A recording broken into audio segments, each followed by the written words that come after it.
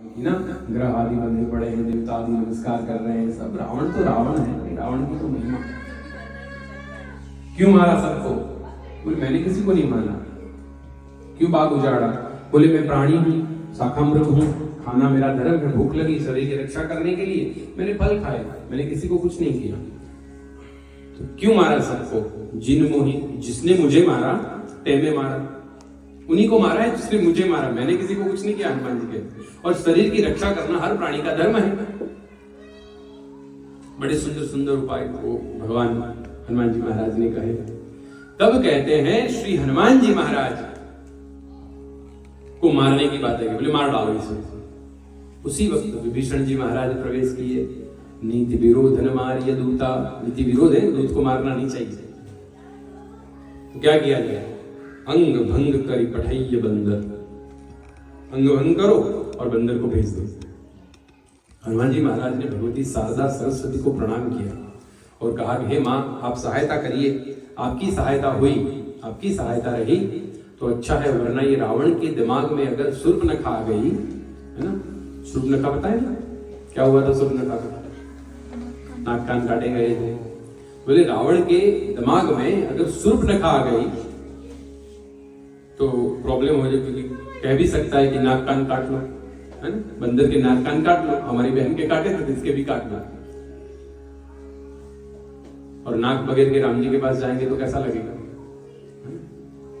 हनुमान जी हमें और आपको शिक्षा देते हैं कि इस धरती पर आए हो, इस लंका पर आए हो तो नाक के बगैर राम जी के पास मत जाना, नाक कटा के मत जाना, है ना। किसके हाथों?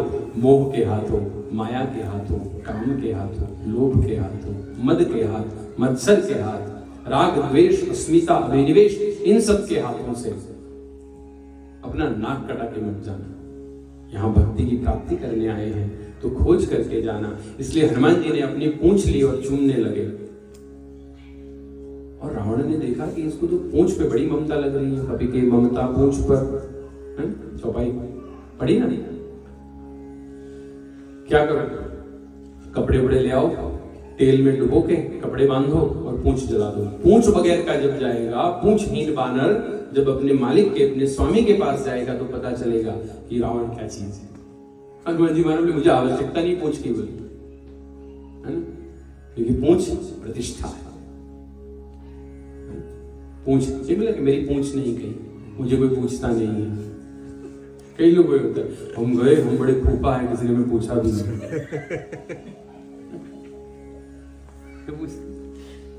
हमारी पूछ नहीं है, खाना क्या बनाना हमें कोई पूछता भी नहीं है।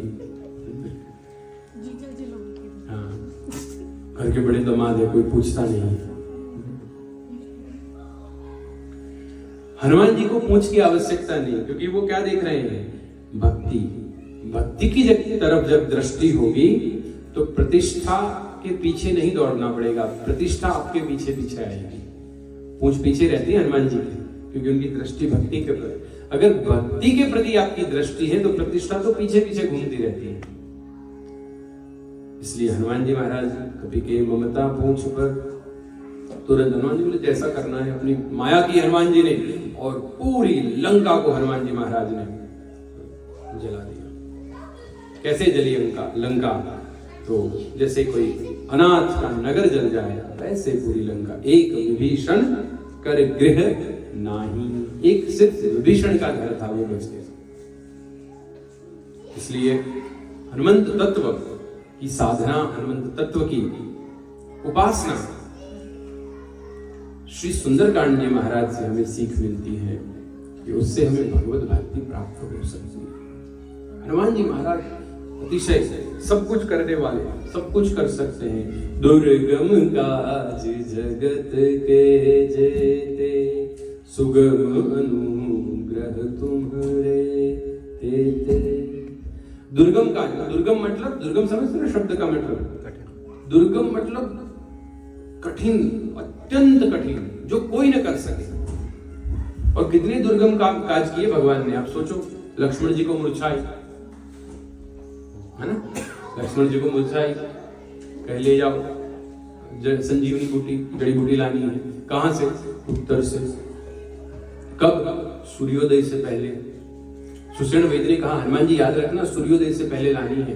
हनुमान जी बोले चिंता मत करो, सूर्य को पता है कि कौन जड़ी बूटी लेने जा रहा है। सूर्य बचपन से जानता है हमें, और वैसे भी हमारे गुरु हैं तो हमारा थोड़ा ध्यान रखेंगे, चिंता मत करो। सोचो दुर्गम लंका कहाँ और कहाँ हिमालय, सूर्योदय से पहले वो ले आना, क्या गजब। हनुमान जी दुर्गम काज जगत के देते, जितने भी दुर्गम काज हैं हनुमान जी महाराज। लक्ष्मण जी को कवितावली में बहुत सुंदर, जो रामचरितमानस जैसे हैं वैसे ही कवितावली, एक छोटी रामायण तुलसीदास जी ने लिखी है कवितावली नाम से।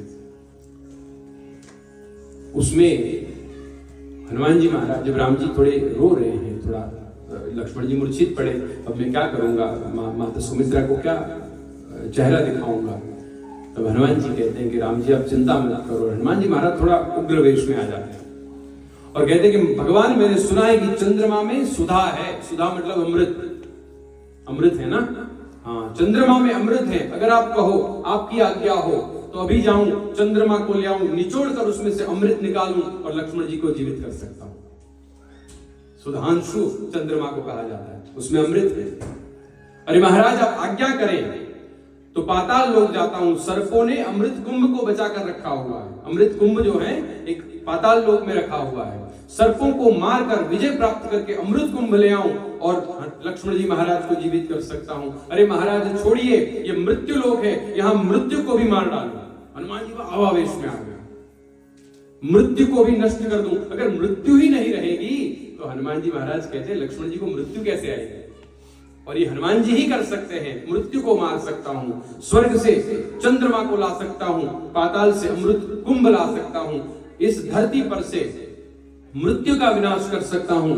इसलिए तुलसीदास जी ने लिखा तीनों लोक हांकते कांपे, भूत पिशाच निकट नहीं, महावीर जब नाम सुनो।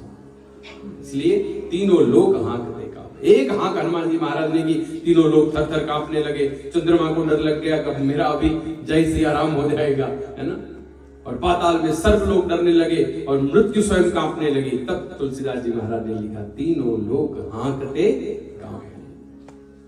हनुमान जी महाराज का तत्व, हनुमंत तत्व ऐसा है, क्योंकि राम द्वारे तुम रखवारे, होत न आज्ञा बिन पैसारे।